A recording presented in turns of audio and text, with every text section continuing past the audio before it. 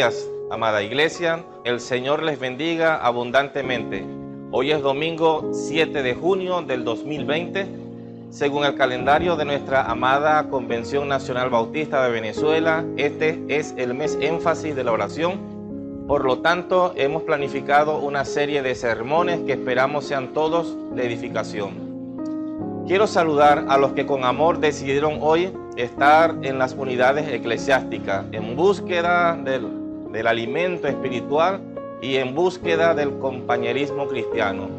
No se imaginan la alegría que nos causan a Patricia y a mí verles a través de las redes, adorando a Dios y sirviéndole con amor. Pudimos notar con agrado cómo se están visibilizando nuevos líderes dentro de las unidades eclesiásticas.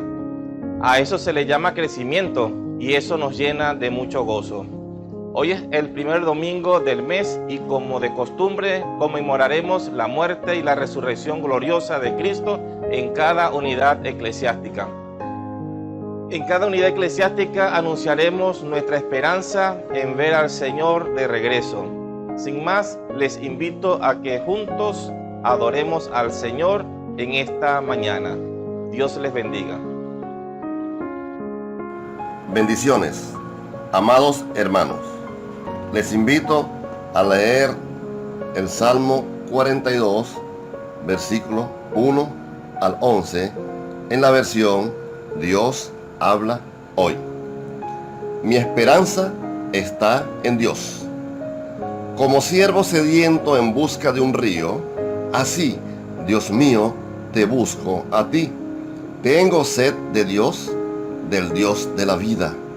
¿Cuándo volveré a presentarme ante Dios? Día y noche mis lágrimas son mi alimento. Mientras a todas horas me preguntan, ¿dónde está tu Dios? Cuando pienso en estas cosas, doy rienda suelta a mi dolor. Recuerdo cuando yo iba con la gente, conduciéndola al templo de Dios, entre gritos de alegría y gratitud. ¡Qué gran fiesta! Entonces, ¿por qué voy a desanimarme? ¿Por qué voy a estar preocupado? Mi esperanza he puesto en Dios, a quien todavía seguiré alabando. Él es mi Dios y mi Salvador. Me siento muy desanimado, por eso pienso tanto en ti desde la región del río Jordán, desde los montes Hermón y Mizar.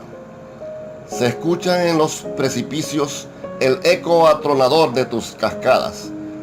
Los torrentes de agua que tú mandas han pasado sobre mí. De día, el Señor me envía su amor, y de noche no cesa mi canto, ni mi oración al Dios de mi vida. Le digo a Dios, mi defensor, ¿por qué me has olvidado? ¿Por qué tengo que andar triste y oprimido por mis enemigos? Hasta los huesos me duelen por las ofensas de mis enemigos, que a todas horas me preguntan, ¿dónde está tu Dios? ¿Por qué voy a desanimarme? ¿Por qué voy a estar preocupado? Mi esperanza he puesto en Dios, a quien todavía seguiré alabando. Él es mi Dios y Salvador. Dios les bendiga.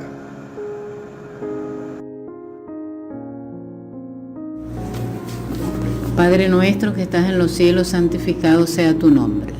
Señor, en esta mañana te damos gracias en el nombre de Jesús por tu protección, por tu amor, por tu misericordia. Te pido encarecidamente por el país Venezuela, para que tú sigas ministrando, sigas obrando en nuestro país, Señor. Gracias por nuestro país, Señor. También por la iglesia de Cristo, para que tú la sustentes, para que no nos apartemos de ti ni un minuto, Señor, para que siempre te seamos fieles, pase lo que pase, porque tú eres el grande, el poderoso, el maravilloso. Gracias por cuidar nuestro país, gracias por cuidar tu iglesia, Padre. Muchas gracias. Recibe honra y gloria en el nombre de Jesús. Amén.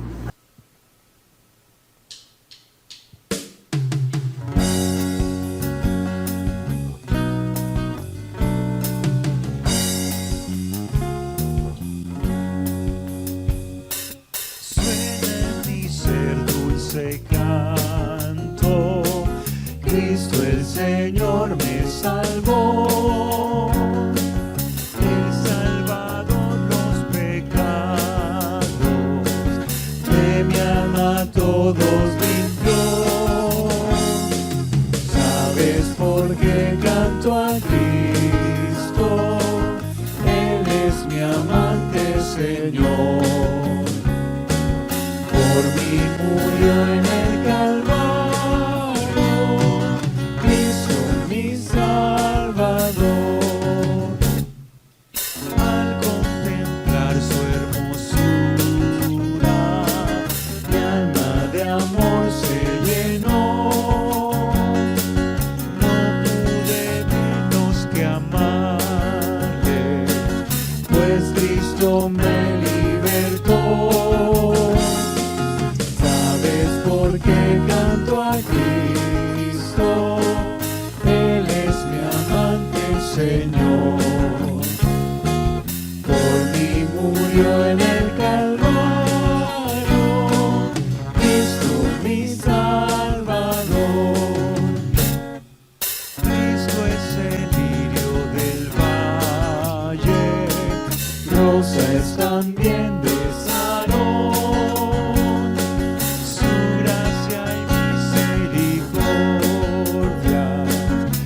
Llena mi corazón.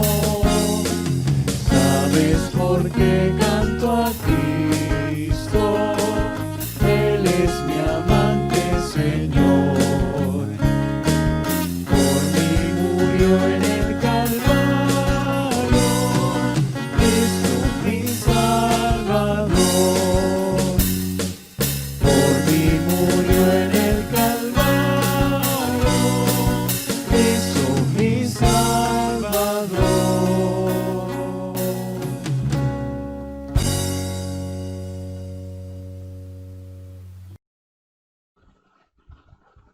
Al principio les anuncié que hoy comienza el mes énfasis de la oración. Y bien, comenzaré esta serie de sermones hablándoles de alguien que, siendo Dios encarnado, precisó tener continuamente comunión con Dios a través de la oración.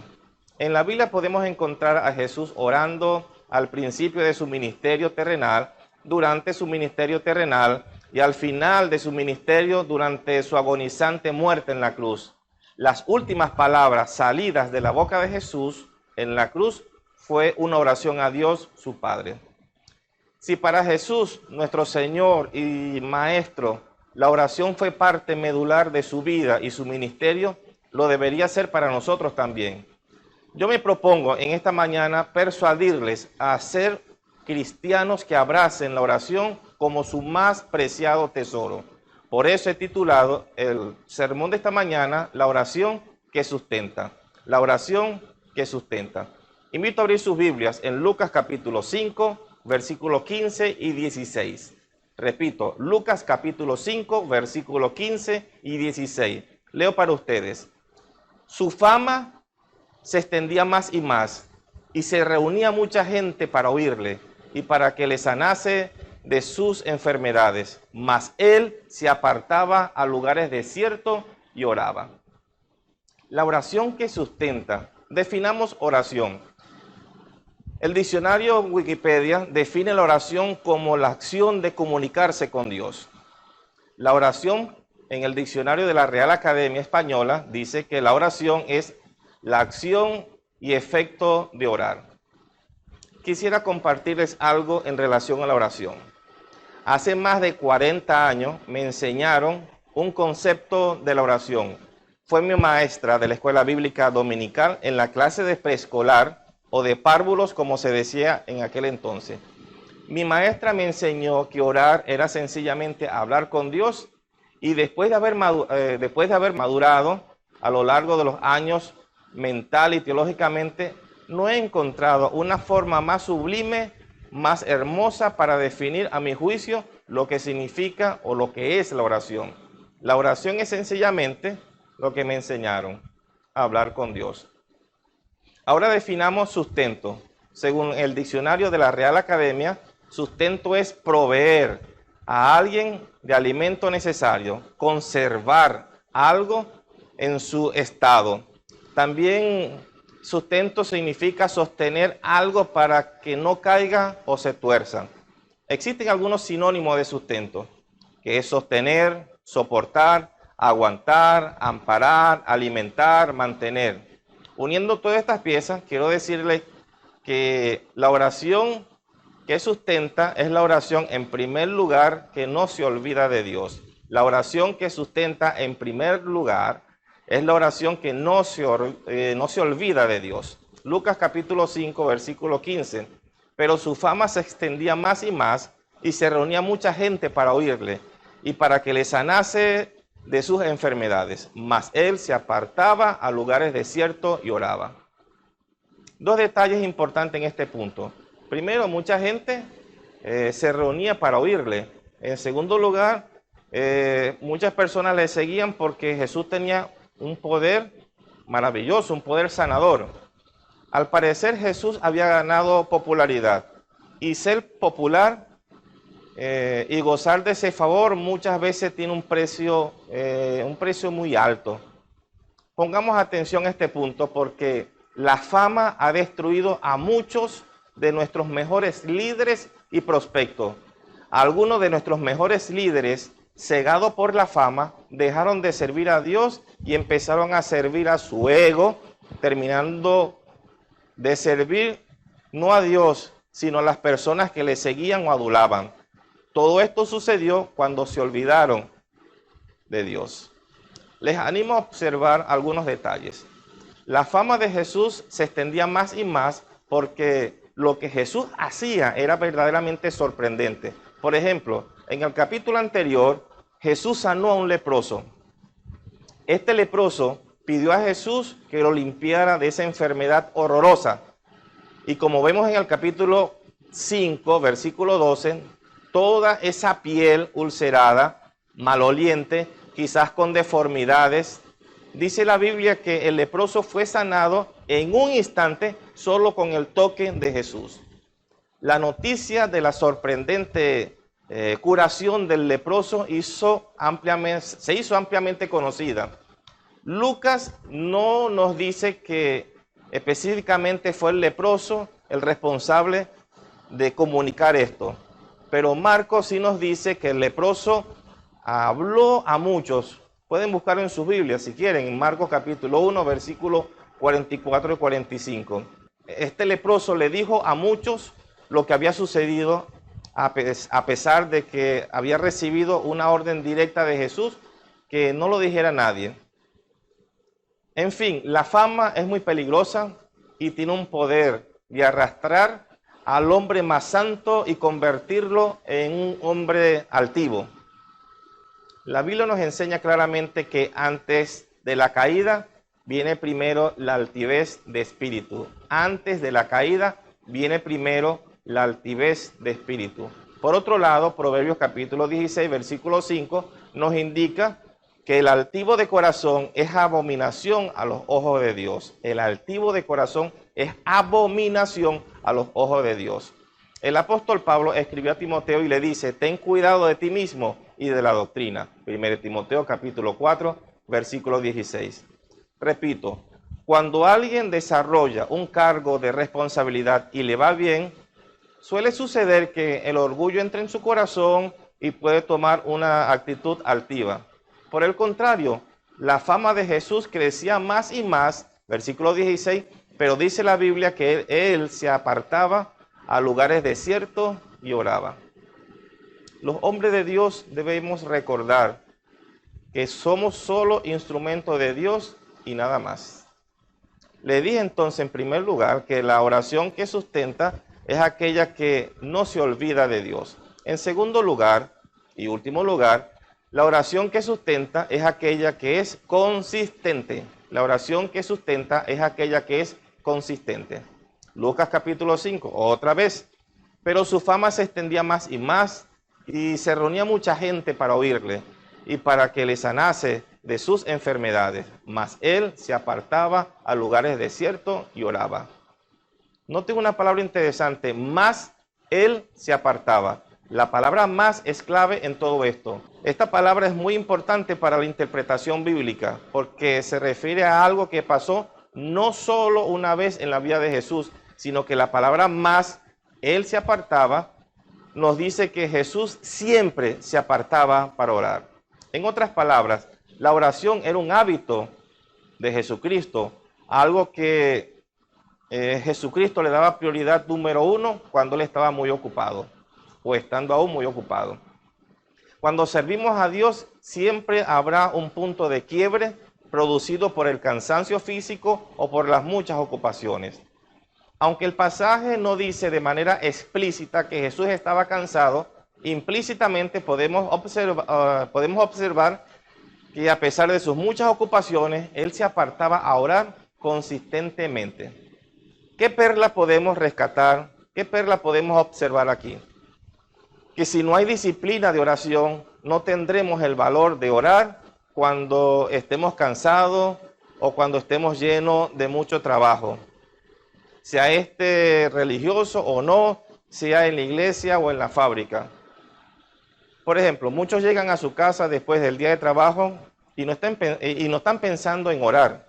Repito, muchos llegan a su casa después del día de trabajo y no están pensando en orar, porque simplemente están cansados. ¿Eso es entendible? Sí, pero no es aceptable. La oración, según este principio que estoy tratando de demostrar esta mañana, no depende del tiempo que tengamos, sino es cuestión de darle prioridad a nuestro tiempo de oración.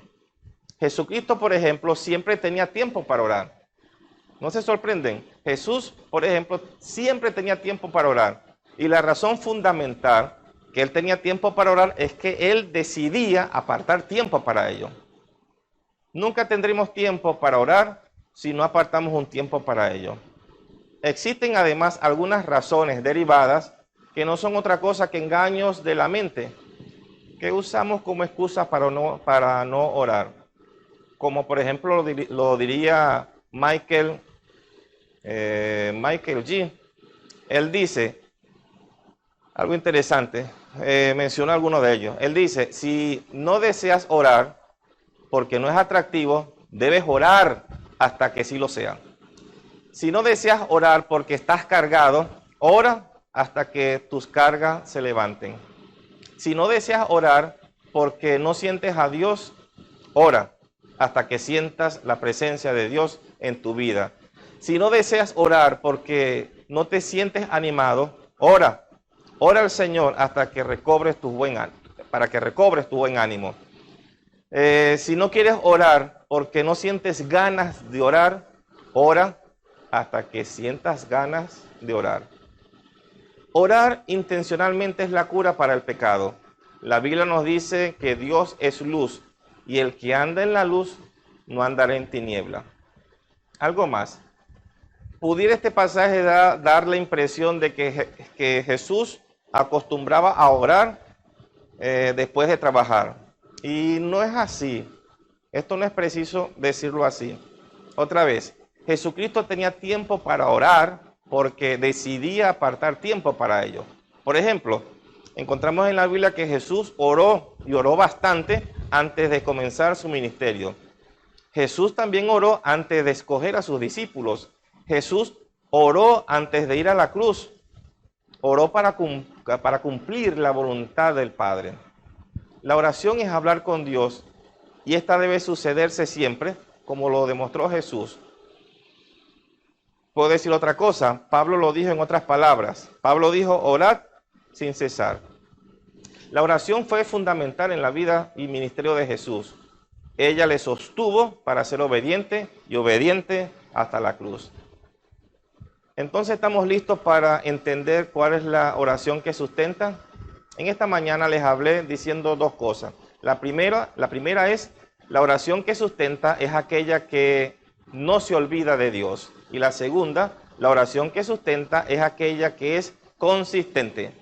En conclusión, Jesús dijo a sus discípulos en Mateo 26, versículos 41 y 42, velad y orad para que no entréis en tentación.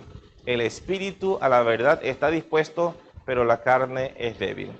Como ven, descuidarse en la oración es un lujo que el cristiano no se puede dar. Así que, amados hermanos, tengamos tiempo para orar. Entonces, estamos listos para entender cuál es la oración que sustenta. En esta mañana les hablé diciendo que la oración que sustenta, en primer lugar, es aquella que no se olvida de Dios. En segundo lugar, la oración que sustenta es aquella que es consistente. En conclusión, Jesús le dijo a sus discípulos en Mateo 26, versículos 41 y 42, velad y orad para que no entréis en tentación. El espíritu a la verdad está dispuesto, pero la carne es débil. Como ven, descuidarse en la oración es un lujo que el cristiano no puede darse. Si este video está siendo observado por una persona que quisiera recibir el perdón de sus pecados y recibir la vida eterna, te animo a que vengas a Él sin temor. En una oración pide a Dios que Él perdone tus pecados. Dile que no estás orgulloso de tus pecados y que no lo quieres hacer más. Él te perdonará y te salvará como lo prometió. Dios te bendiga.